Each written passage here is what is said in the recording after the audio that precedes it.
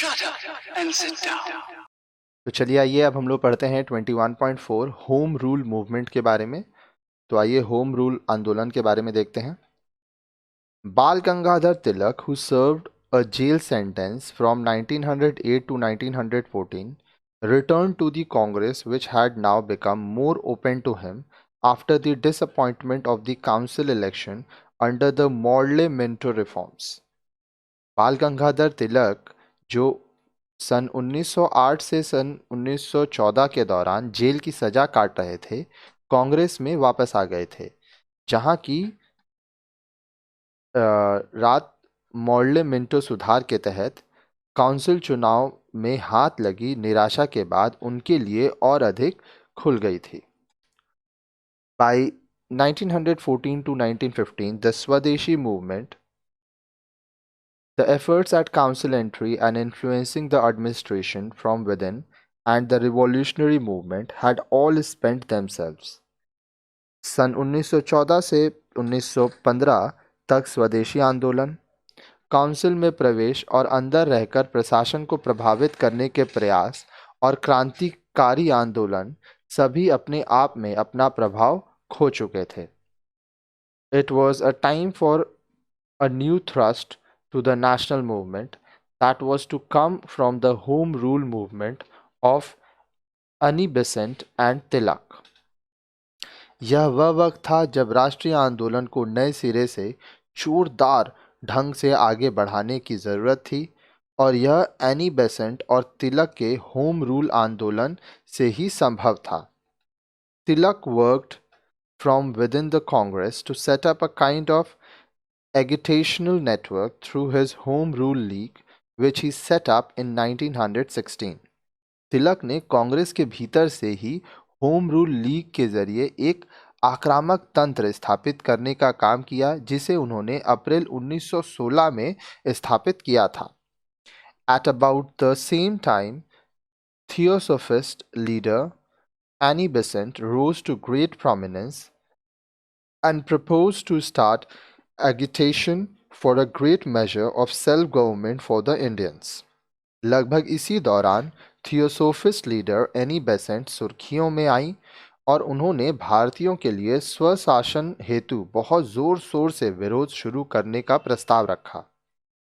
Besant also proposed to set up a home rule league in the country, modeled on the Irish home rule movement to spread awareness. Besant's league was set up in September 1916.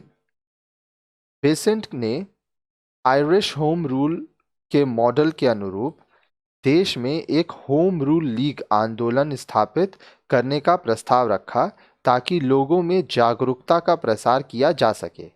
Besant की league की स्थापना सितंबर 1916 ईस्वी में हुई थी। Tilak's league was active in Maharashtra and Karnataka. Tilak की league Maharashtra और कर्नाटका में सक्रिय थी। Besant's league, with its headquarter in Adyar, Madras, had more of an all-India following. Besant की लीग का प्रभाव अखिल भारतीय स्तर पर था, जिसका मुख्यालय अड्यार, मद्रास में था। The activities of the Home Rule Leagues were to organize discussions and reading rooms in cities, to circulate pamphlets and conduct lecture tours to sway public opinion.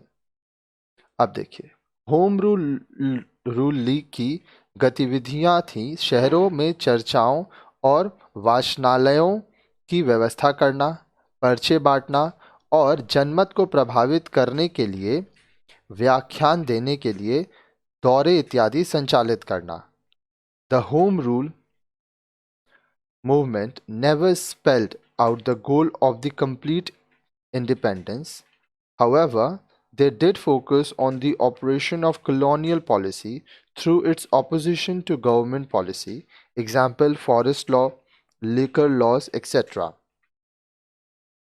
अब देखिए, होम रूल आंदोलन ने कभी भी संपूर्ण स्वतंत्रता के लक्ष्य के संबंध में बात नहीं की, परंतु फिर भी उन्होंने सरकारी नीतियों के विरोध के जरिए, उदाहरणतः मद्य कानून जिसको लिकर लॉ कहते हैं, वन कानून, फॉरेस्ट लॉ इत्यादि जैसी उपनिवेशवादियों की दमनकारी नीतियों के विरुद्ध अपना ध्यान अवश्य केंद्रित किया। आगे देखिए, A new generation of leaders of the nationalist movement was formed during this time, and the focus of the movement shifted from Bengal and Punjab to Maharashtra and the South.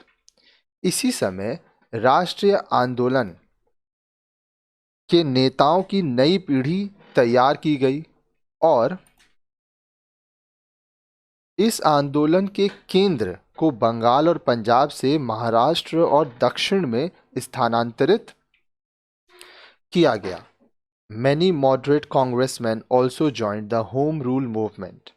However, the Home Rule movement came to an abrupt end after 1918. अनेक नरमपंथी कांग्रेसी भी home rule आंदोलन से जुड़ गए, फिर भी सन 1918 के बाद होम रूल आंदोलन का अचानक ही अंत हो गया।